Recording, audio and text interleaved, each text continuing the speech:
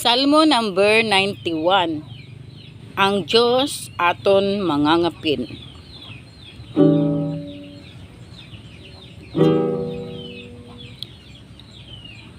Ang bisan sino nga nagadangup sa labing mataas,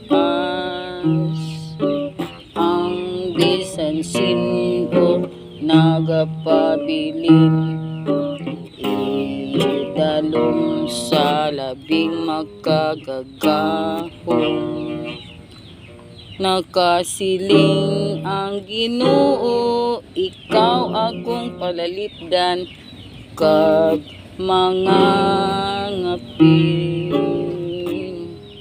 Ikaw akong Diyos, ako nagasaling nga magaluwas sa akon. Siya magaluwas sa katalagman kag sa tanan nagakamatay.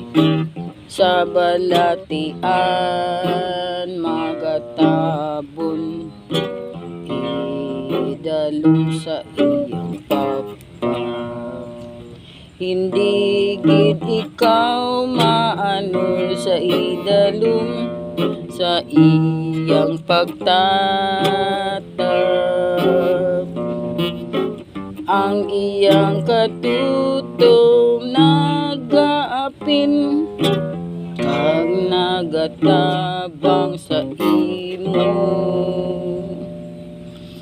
Hindi ka mahadlok sa katalagman sa kagabhon, o kung sa hinali pagsalakay sa kaadlawan.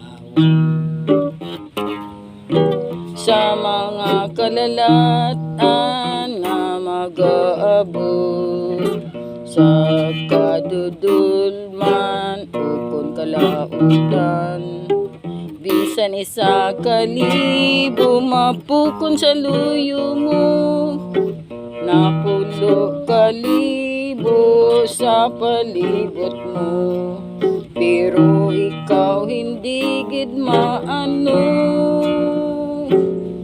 Magtanaw ka kag makita mo kung paano ginasilutan ang mga malaot nga tawo. Tungod kay gihimo ang Diyos mangangapin, ang imong labing mataas panalipdan ka. Wala sing kalaglagan nga mag-aabot, wala sing kalalatan magpalapit sa imo puloy. Kay ang Diyos magapadala sang iyang anghel sa pagbantay sa imo, sa pag-apin di sandiin ikaw magkadto. Akwaton kaniya sa iya kamot, agud hindi masamad ang imong tiil sa mga bato. Pagatapakon mo ang liyon kag manog, ang napintas nga liyon dalitan nga manog. Ang Diyos nagsiling luwason niya ang tanan nga nahigugma sa iya.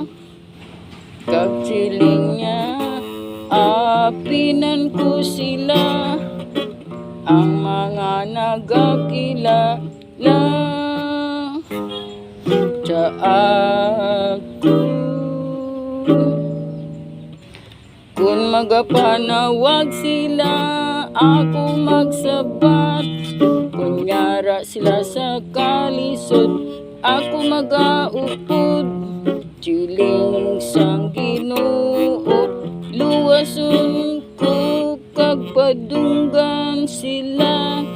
Padayon ka Ginoo sa pagbulig sa amon.